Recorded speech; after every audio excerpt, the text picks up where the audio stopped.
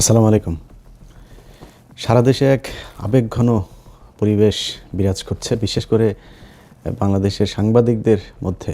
প্রথম আলো কলাম সহ স্পেশাল রিপোর্ট একটার পর একটা এ পর্যন্ত ৮-১০টা হয়ে গিয়েছে প্রায়।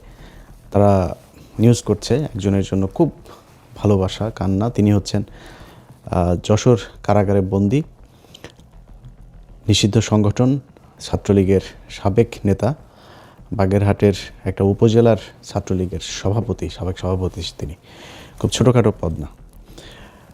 তো তিনার যে ঘটনাটা ঘটেছে, আপনারা আগে শুরুতেই একজন মানবিক মানুষ হিসাবে প্রথমে এই সাদ্দামের যেই ঘটনা আমরা দেখেছি কারাগারের ভেতরে গিয়ে, তারপরে তার ছোট শিশু সন্তান এবং তার স্ত্রী 22 বছরের অল্প বয়সেরই মেয়ে, তারা দুজনই আত্মহত্যা করেছেন। এবং অর্থাৎ মহিলা সম্ভবত বাচ্চাটাকে মেরে তারপরে তিনি হয়তো ফাঁসি দিয়েছেন। তবে আমি আমার ছোট করে একটু বলে রাখি, সেটা হচ্ছে যে এটা আসলেই কি ঘটেছে সেখানে, এটার পেছনে অন্য কোনো কিছু আছে কিনা, আওয়ামী লীগ নিজে থেকে এ ধরনের কোনো ঘটনা ঘটিয়েছে কিনা, কিংবা কোনো গোয়েন্দা সংস্থা ঘটিয়েছে কিনা পার্শ্ববর্তী দেশের, এগুলো আমার মনে হয় একটু হিসাব করে দেখা দরকার। আমি অ্যাপার্ট ফ্রম দিস আমি এই জায়গাটা আনতেই চাই না। এটা নিশ্চয়ই পুলিশ প্রশাসন তারা দেখবে। আমি ধরে নিচ্ছি যে এটা একটা আত্মহত্যা ছিল, এটা মনে রেখে আমি আমার আলোচনা করছি। তো এই ব্যক্তির স্ত্রী এবং সন্তান মারা গেল। এই যে বাবা হিসেবে এত ছোট একটা বাচ্চাকে মৃত অবস্থায় জেলখানায় দেখা, এটা খুবই মানবিক একটা ব্যাপার। এটার জন্য আমি তার পরিবারের, তার স্ত্রীর সন্তান তা তো নিশ্চয়ই সে নিষ্পাপ, এবং তার প্রতি আমার ভালোবাসা আমি জানিয়েই আমার বক্তব্য শুরু করছি। কিন্তু বিষয় হচ্ছে যে আজকের যে বাংলাদেশ, এই যে বর্তমান যে বাংলাদেশ, আওয়ামী লীগের হাজার হাজার কর্মী জেলখানায়, তাদের এই পরিণতি, এই রাজনৈতিক অসহিষ্ণুতা, এটা নিয়ে এসেছে কে? আজকে অনেকেই মনে করবেন যে আওয়ামী লীগ যদি এটা করেছে তাই বলে কি এখন আওয়ামী লীগ চলে গিয়েছে, অন্য সরকারই সেটা করবে? মানে এই সরকার করছেটা কি? আমরা এটার আরও কঠোর অবস্থানে যাওয়ার পক্ষে। এই জন্যই আমার ব্যক্তিগতভাবে আমি সরকারের সাথে আমার এত সমস্যা, এগুলোর কারণে তারা বিচার করে না ঠিকমতো। যেই সংগঠন, আপনি যদি এই ছেলের, এই যে সাদ্দামের ফেসবুক পেজ, সেটাতে যদি আপনি আইডিতে যদি যান, তার আইডিতে এই যে 25-এর আপনার মাঝামাঝি সময়েও সে যেসব পোস্ট করেছে, প্রকাশ্যে সে মিছিল করছে। তুই তো নিষিদ্ধ সংগঠন, তুই এই দেশের সরকারের আইন ভঙ্গ করে তারপরে তুমি মিছিল করতে পারবে না। অনেকেই বলছে তাকে কেন, তার কি অপরাধ, তাকে জেলে রাখা হয়েছে কেন? সে মিছিল করেছে, এর মাঝখানেও মিছিল করেছে। সে কদিন পর ওই যে তন্ময় হেলাল, তাদের সাথে, তন্ময় হেলালেরা কারা? এরা সন্ত্রাসী, এরা হত্যা মামলার আসামি, পলাতক। তাদের এগুলো নিয়ে তারপরে সে ফেসবুকে ওপেনে এগুলো করেছে। তো তাকে জামিন দেবে কীভাবে? আমি যদি মনে করি যে তার কোনো দোষ নাই, ধরে নিলাম, আমি যতটুকু তার এলাকাতে খোঁজ নিয়েছি, প্রচণ্ড উগ্র এবং মাদকাসক্ত এবং সন্ত্রাসী কার্যকলাপের সাথে এই সাদ্দাম জড়িত। অনেক মানুষ আছে এখনও নাকি তার কথা শুনে, তার কথা মনে করে আল্লাহর কাছে দোয়া করে যে আল্লাহ বাঁচাইছো এর হাত থেকে আমাদেরকে।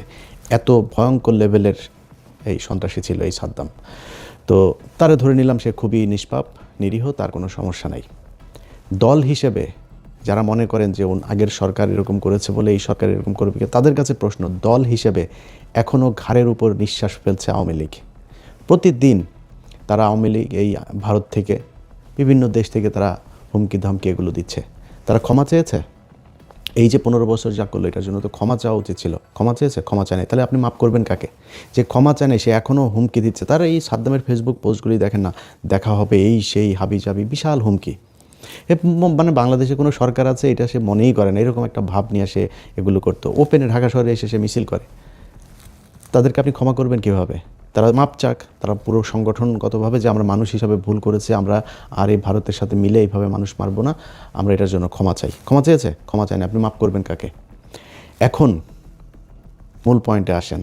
আমাদের দেশের সাংবাদিক, এই যে প্রথম আলো বিশাল সুন্দর এক যে সাদ্দামরা কেন মৃত স্ত্রী সন্তানদের সাথে দেখা করতে পারে না, এক কলাম লিখেছে তারা। আরও সব সাংবাদিকরা দেখলাম একদম মানে পাগল হয়ে গিয়েছে এটার জন্য।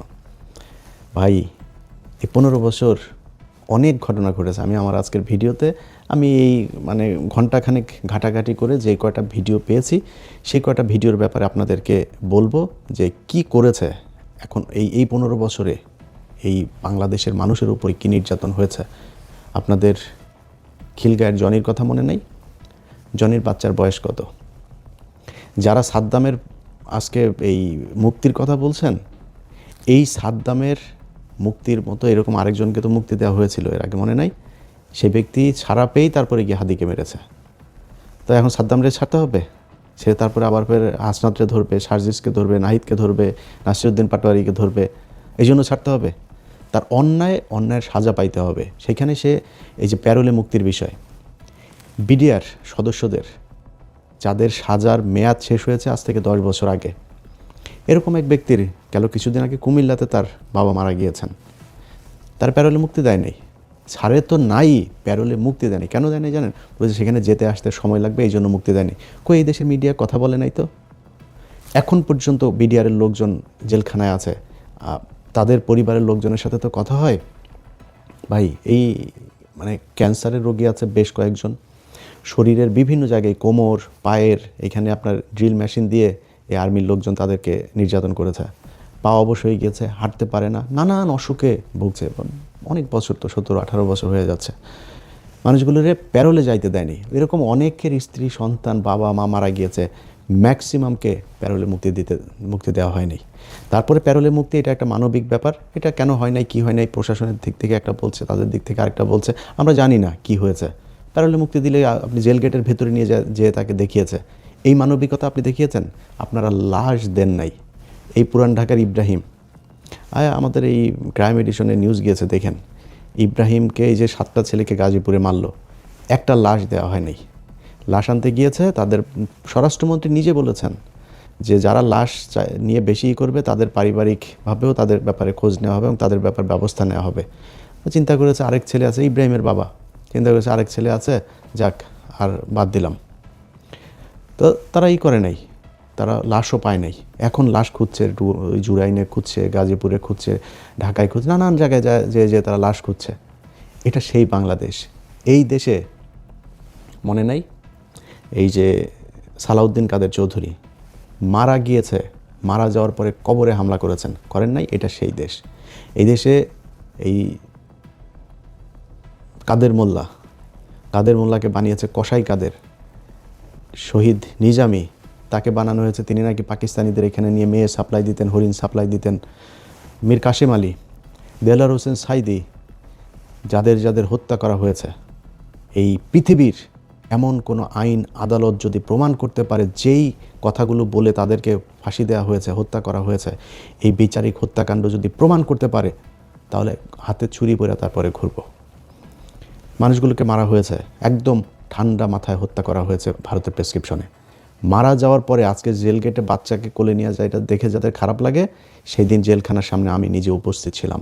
এই কাদের মোল্লার ঘটনার দিন তার লাশের গাড়ির উপরে জুতো দিয়ে এই ঢালা দেওয়া হয়েছে, জুতো ছুঁড়ে মারা হয়েছে, মিষ্টি বিতরণ করা হয়েছে লাশের গাড়ির সামনে দাঁড়িয়ে। পরিবারের মানুষগুলোকে লাশের গাড়িটার সামনে পর্যন্ত যেতে দেওয়া হয়নি, গাড়ির উপর জুতা মেরেছে।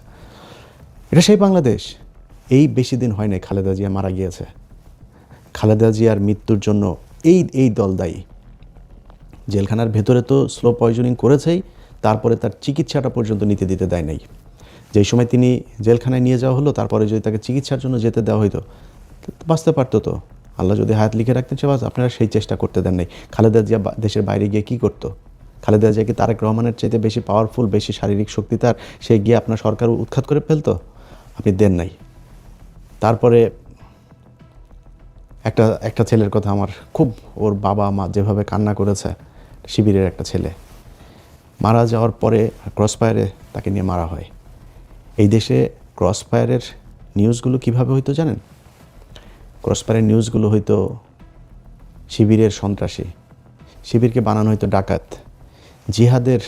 জিহাদি নাশকতার প্রস্তুতিকালে। সেখানে যাওয়ার পরে বাংলাদেশের গণমাধ্যম নিউজ করেছে এইভাবে যে তারা পুলিশের উপর গুলি করেছে, পুলিশ পাল্টা গুলি ছুঁড়েছে। নিরীহ মানুষ মুফতি হান্নানের কথা মনে আছে? এই আজকে যে প্রথম আলো কান্নাকাটি করে, এই প্রথম আলো নিউজে মুফতি হান্নানের ফাঁসি হয়েছে। যদি মুফতি হান্নানের ন্যূনতম 21শে আগস্টের ঘটনার সাথে যদি কোনো সম্পৃক্ততা থাকে, আমি এটা নিয়ে কাজ করেছি, আমি জানি, যদি কোনো সম্পৃক্ততা থাকে আল্লাহর কাছে বেহেশত চাই না। মৃত্যুর আগে আল্লাহর কাছে বলে রাখলাম, যদি এটার সত্যতা থেকে থাকে, এতটুকু ঝুঁকি নিয়ে কথা বললাম, কতটুকু কনফিডেন্স থাকলে তারপরে এই কথা বলতে পারে মানুষ, একটু চিন্তা করে নেন। ঠান্ডা মাথায় খুন করা হয়েছে। এই প্রথম আলোর লোকজন, এই সন্তোষ শর্মা, এই ডেইলি স্টারের লোকজন, ৭১, সময় টিভি, এরা সাথে থেকে থেকে তারপর পুলিশকে দিয়ে ঠান্ডা মাথায় এই দেশে আলেম ওলামাদেরকে হত্যা করা হয়েছে। এটা সেই দেশ। এই জুলাইয়ের ঘটনার সময়, জুলাইয়ের ছোট ছোট বাচ্চাগুলো, একটা বাচ্চা বাসার ভেতরে আপনার হেলিকপ্টার থেকে গুলি করে মানুষ মেরেছেন, এটা তো সেই দেশ। হাদির সন্তান ছোট না, জনির বাচ্চা ছোট ছিল না, তখন মনে ছিল না? আজকে যেই পত্রিকা, যেই পত্রিকা এটা নিয়ে এত মানবিক নিউজ করছেন, এই পত্রিকার একটা নিউজ দেখতে চাই শিবিরের ছেলেপেলেদেরকে। এই যে শিবিরের সাবেক সভাপতি দেলোয়ার, শিবিরের সাবেক সভাপতি শফিকুল ইসলাম মাসুদের গর্ভবতী স্ত্রী, তাকে পর্যন্ত নির্যাতন করা হয়েছে। পায়ে ধরে, পুলিশের পায়ে ধরে পড়েছিল যে আমার সন্তানটা নষ্ট হয়ে যাবে, আমাকে মেরেন না। এইটা সেই দেশ। আপনি এই যে জেল গেটে যেতে দেখেছেন না? জেল গেটে তো গিয়েছে, জেল গেটে ওখানে কেউ জুতা মেরেছে?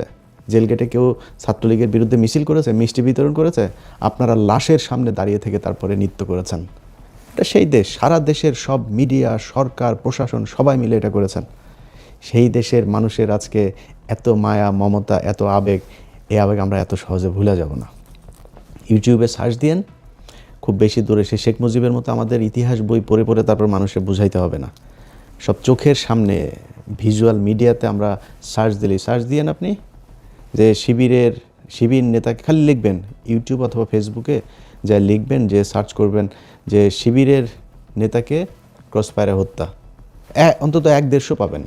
পাবনায়, ঝিনাইদহে, কুষ্টিয়া, চুয়াডাঙ্গা, এই ঢাকায়, ওই মানিকগঞ্জে, ওই লক্ষ্মীপুরে, সাতক্ষীরায় মানুষই মনে করা হইতো না। এদেরকে মনে করা হইতো এদের মারলে কোনো বিচার হবে না, এদের নিয়ে কোনো নিউজ হবে না, কোনো কিছু না, এই সুযোগটাও ছিল না। এটা সেই দেশ। আজকে আপনারা কান্নাকাটি করছেন, আমরা ভুলে যাই নেই। এগুলো আমাদের নিজের চোখের সামনে আমরা দেখেছি এই দেশে কি ঘটেছে। অতএব আমরা একটা সুন্দর দেশ চাই, একটা মানবিক দেশ আসলেই চাই। কিন্তু মানবিক দেশ যদি আপনি চান, তাহলে যারা মানবতা বিরোধী অপরাধ করেছে তাদের বিচার হইতে হবে। তাদেরকে দিয়া তারপরে আপনি দেশ সুন্দর করবেন। এই ছাত্রলীগের সন্ত্রাসীদেরকে দেয়া, এই ছাত্রলীগের সন্ত্রাসীরা এমন কি নাই যেটা তারা করে নেই? আরে ভাই, ভোট দেন নাই আপনি বলেছেন ধানের শীষে ভোট দেবে, এই 2018 সালে, বেশি দিন হয় নাই। আপনি ধানের শীষে ভোট দিবেন, নৌকায় দিবেন না ভোট। জোর করে আপনার সিল মারাইতে গেছে, আপনি মারেন নাই। দিনে ভোট দিয়ে আসছেন, রাতে গিয়া তারপরে আপনাকে ধর্ষণ করা হয়েছে, ঘটে নাই? এই সুবর্ণচরে। এটা এই বাংলাদেশের ঘটনা এগুলো। আজকে মানবতা দেখাইতে আসেন ছাত্রলীগের পক্ষে, বিচার হইতে হবে। এই ঘটনার পরে আপনার ওইখানকার ডিসি, ওইখানকার এসপি, তাদেরকে হুমকি দেওয়া হচ্ছে ভারতের নাম্বার থেকে। আপনি এখনও পর্যন্ত আপনাদের কোনো নাই, অনুশোচনা নাই, কোনো ক্ষমা চাওয়ার কোনো আন্তরিকতা নাই, মনোভাব নাই। আপনারা এখনও পাইলেই ছিঁড়া ফেলবেন, খায়া ফেলবেন, আবার ফের দেশকে সেখানে কোথায় নিয়ে যাবেন? একজন আলেম সকালে ফজরের নামাজ পড়তে যাবে, তার মাঝখান থেকে ধরে নিয়ে ক্রসফায়ার দিয়ে মায়ের বলবেন যে জঙ্গি নাটক, জঙ্গি হামলায় মারা গিয়েছে, বোমা বানাইতে যায় মারা গিয়েছে। সেই দেশে সেখানে নিয়ে যাবেন? এই দেশে আবার ওরকম কোনো কিছু যদি এই দেশের প্রশাসন, এই দেশের সেনাবাহিনী, পুলিশ বাহিনী, বিডিআর বাহিনী সব মিলেও যদি চিন্তা করে না, এই দেশে আরও কয়েক হাজার মানুষ তাদের জীবন দিয়ে দিবে, সেই জায়গায় যাইতে দিবে না।